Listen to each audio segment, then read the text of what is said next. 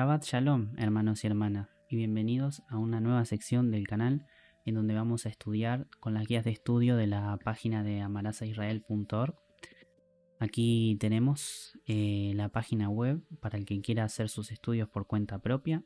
Viene a la parte de lecturas, viene a la parte de guías de estudio y aquí tiene un montón de contenido. Hoy vamos a tratar el último reino, pero también está Apocalipsis, tenemos todos los estudios del Antiguo Testamento y también tenemos el Nuevo Testamento. Tenemos un montón de contenido aquí. Y bueno, vamos a empezar. Ups, me va todo. Vamos a empezar con el último reino. Ya tenemos la portada. Estos libros están escritos por el Dr. Baruch.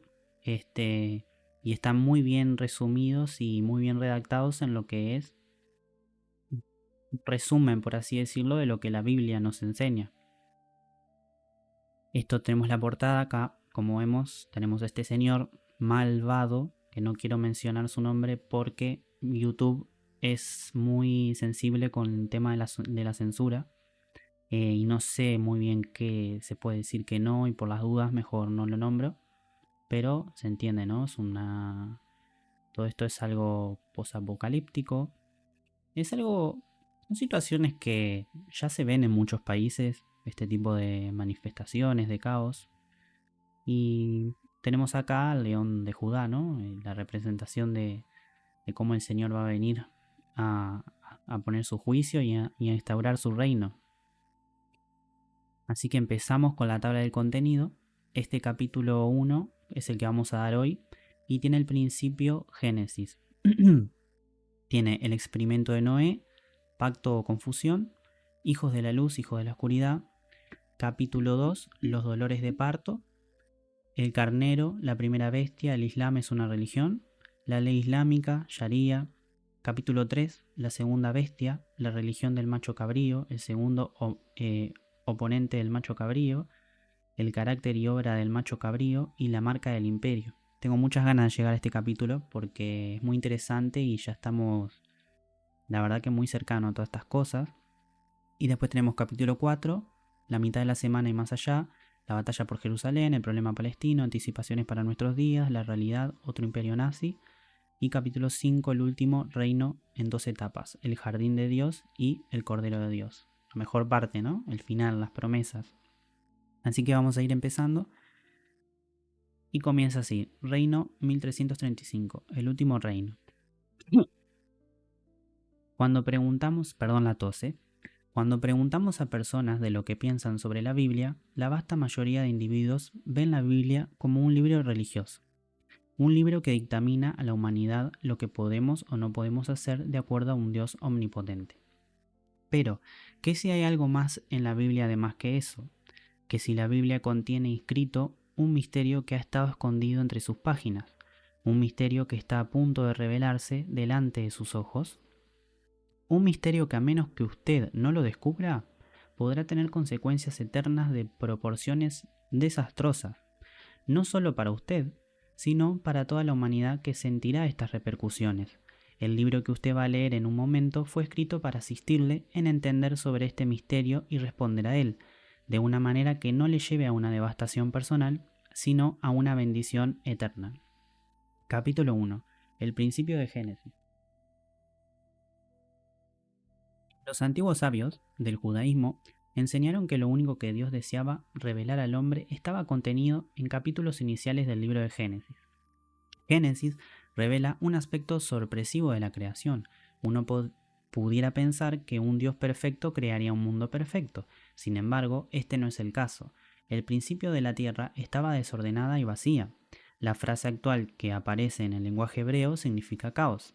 La intención de esta frase es informar al lector que no había evidencia para que uno creyera que el propósito de la creación se realizara. El libro de Génesis acierta que no solo Dios creó al mundo, pero que usted también. La pregunta que necesita hacerse está basada en lo que aprende una persona de estos versos que comienzan. Es decir, ¿está su vida vacía y necesita un orden? Otra forma de comprender esta pregunta es simplemente preguntarse, ¿Tiene mi vida un propósito significativo? A lo que mejor no siente que su vida está en un estado de caos. ¿Pero tiene usted verdaderamente evidencia de que está cumpliendo con el propósito para que fue creado? Muchas personas están viviendo y haciendo cosas que nunca han sido parte del plan de Dios en sus vidas y se mueven en una dirección lejos de donde Él quiere que estén. ¿Sabía usted que la mayoría de las personas que saben que su vida está pronto de terminarse sienten un sentido de remordimiento o arrepentimiento? La mayoría de las veces estos sentimientos no salen a la superficie hasta que están cerca de su muerte. Otros abrazan la muerte con la esperanza de que la vida después de la muerte será mucho mejor que en este mundo. ¿Se cumplirán esas expectativas?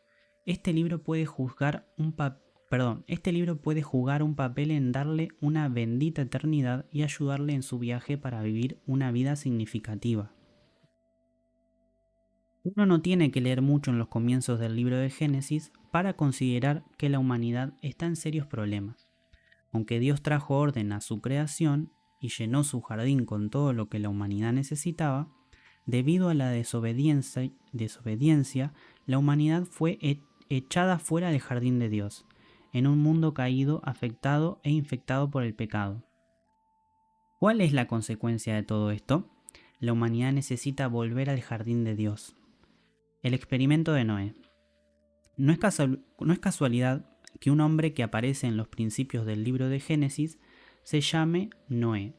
El nombre significa descanso. La palabra descanso no significa simplemente sentarse en el sofá relajado, sino encontrar el lugar adecuado en donde una persona va a recibir la bendición satisfactoria y eterna de Dios. Fue durante la vida de Noé que Dios trajo el diluvio y la destrucción sobre el mundo, y solo Noé y su familia escaparon. La intención de Dios fue repoblar al mundo con Noé, que era el más justo de todas las personas. A pesar del hecho que él era el más perfecto de la humanidad, el mundo se corrompió de nuevo. Por supuesto, nada de esto sorprendió a Dios. El propósito de este experimento era revelar al lector que, incluso cuando se selecciona lo mejor que la humanidad tiene para ofrecer, al final, el mundo todavía se encontraba en un estado lamentable. En otras palabras, la humanidad no puede resolver el problema del mal en ella misma y crear una experiencia similar al jardín del Edén. La conclusión que el experimento de Noé revela es que la humanidad debe volver al jardín de Dios, si es que desea experimentar la verdadera felicidad y satisfacción. La pregunta es ¿cómo? El misterio del jardín de Dios se encuentra en una antigua palabra hebrea que significa pacto. Así es, no podemos, quedó demostrado en el experimento de Noé, que no podemos, por nosotros mismos la humanidad ya está perdida. No fuera por lo que vamos a leer ahora, ¿no? El pacto o confusión. Se ha dicho que Dios dio a la humanidad un gran poder. ¿Qué es este poder? Dios le ha dado a la humanidad el poder de elección. Este poder conlleva una gran responsabilidad. Si uno utiliza este privilegio de una manera inapropiada, las consecuencias son catastróficas. De hecho, fue el mal uso de este poder que causó que Adán y Eva, fueran echados del jardín. Este uso inapropiado del poder también provocó la destrucción del mundo en los días de Noé. Noé y su familia fallaron en producir un pueblo que supiera sabiamente elegir someterse a Dios, colocando a la humanidad en un estado de total confusión y sin esperanza. Vamos a examinar esta confusión. Después de la inundación, toda la humanidad hablaba el mismo idioma. Este hecho, según los estudiosos, representa un gran potencial.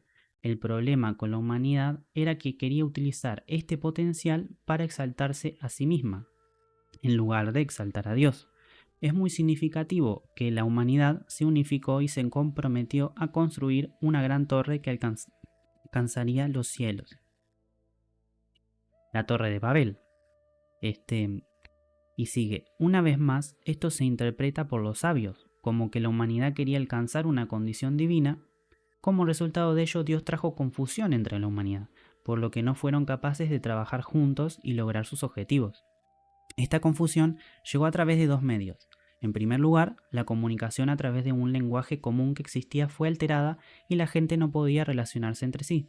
En segundo lugar, el pueblo se esparció sobre la faz de la tierra. Es decir, primero Dios les hizo a que todo el mundo hable diferentes lenguas, incapaz de comunicarnos hasta el día de hoy con diferentes a no ser que las aprendamos, lo cual no es fácil, y que se esparció por toda la faz de la tierra, la humanidad.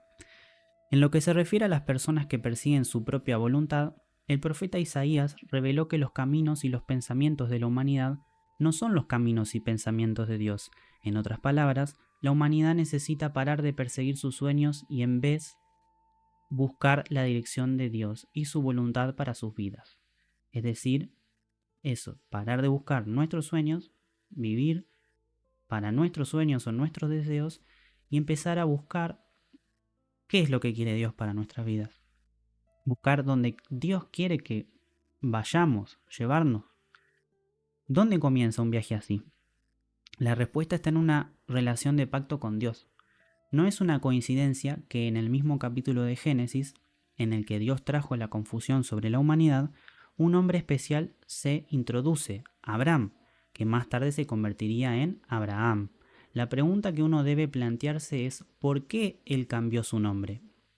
Según la tradición judía, un nuevo nombre significa una nueva realidad para una persona.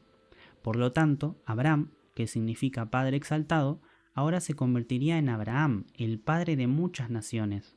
La nueva realidad que Abraham envolvería no solo a sus descendientes físicos, sino a personas adicionales también. ¿Quiénes serían estas personas? La respuesta es, en última instancia, aquellos que regresarían al jardín de Dios. Nosotros. Abraham no estaba tanto en busca de Dios. Perdón. Abraham no estaba tanto en busca de Dios, pero Dios se le reveló a él. La primera cosa que se le dijo a Abraham fue que iba a dejar todo atrás y que se fuera a la tierra que Dios le mostraría. Dios llamó a esta tierra Moriyá. La palabra Moriyá se deriva de 3 palabras hebreas: maestro, yo y mi Señor. El Señor es mi maestro. ¿Qué era lo que Dios iba a enseñarle a Abraham? La respuesta es fe. Fe fue requerida para que encontrara a Moriyá y cumpliera el propósito de Dios, que se le había revelado. El concepto de la fe es familiar para las personas, pero pocas personas entienden la fe correctamente. Cuando escuchas la palabra fe, ¿qué se imagina? La respuesta de la mayoría de la gente es el creer, ¿no? Tal respuesta es solamente la mitad de la respuesta correcta. ¿Creencia en qué? La fe no es creer en lo que tiene sentido para ti. Más bien, la verdadera fe es creer en la verdad de Dios. Es solo después de que Abraham proclamó su fe en Dios que el concepto de pacto se discute. Y permiso, voy a hacer una pausa para tomar agua. Que se me seca la boca de tanto leer. Un pacto es generalmente entendido como un tipo de acuerdo. Una vez más, esto es solo una pequeña parte de lo que implica un pacto bíblico. Primeramente, hay resultados del pacto que se mantienen. Se puede decir que estos resultados reflejan la motivación y los propósitos del pacto que se está estableciendo. A través de la Biblia, estos resultados se refieren generalmente como promesas o bendiciones. Abraham dejó a su familia, cultura y país debido a que estas promesas y bendiciones lo movieron a hacerlo. La respuesta de Abraham también podría ser descrito como un ejercicio de fe. El segundo aspecto de un pacto bíblico es que produce un cambio específico en aquel que entra en él con Dios. Las palabras hebreas pacto es brit y es un sustantivo.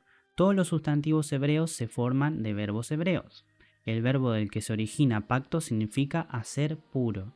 Por lo tanto, uno puede ver cómo el pacto bíblico tiene efecto de purificación en una persona o hace ésta aceptable delante de Dios.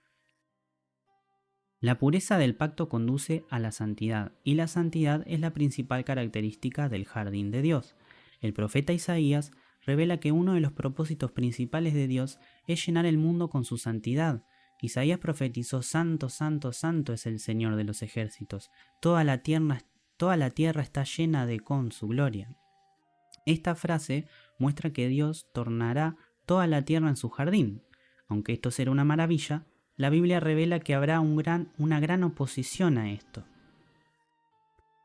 Hijos de la luz, hijos de la oscuridad. Por más de 2000 años ha existido un tipo de literatura que trata de los últimos tiempos.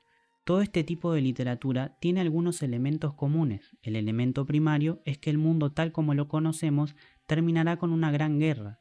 Esta guerra será entre dos grupos de personas, los hijos de la luz y los hijos de la oscuridad. También hay aspectos sobrenaturales relacionados con esta guerra. En esencia, esta guerra es una batalla entre el bien y el mal. El líder de los hijos de la oscuridad es Satanás, y él quiere impedir que el jardín de Dios sea restablecido en este mundo, aunque no lo va a lograr. Esta guerra vendrá en etapas, y la primera etapa se conoce como los dolores de parto. Y hasta acá termina el capítulo 1 de hoy. Vamos a ir por partes, vamos a ir por videos. Y el siguiente capítulo empezamos con el capítulo 2, los dolores de parto. Si llegaste hasta esta parte del video, te invito a que te suscribas, que des like, que compartas y te animo también a estudiar todo por tu cuenta, cuando tú quieras, en la página web de amarazaisrael.org. Hasta aquí me despido. Un servidor más, Ezequiel desde Uruguay. Shabbat Shalom. Adiós.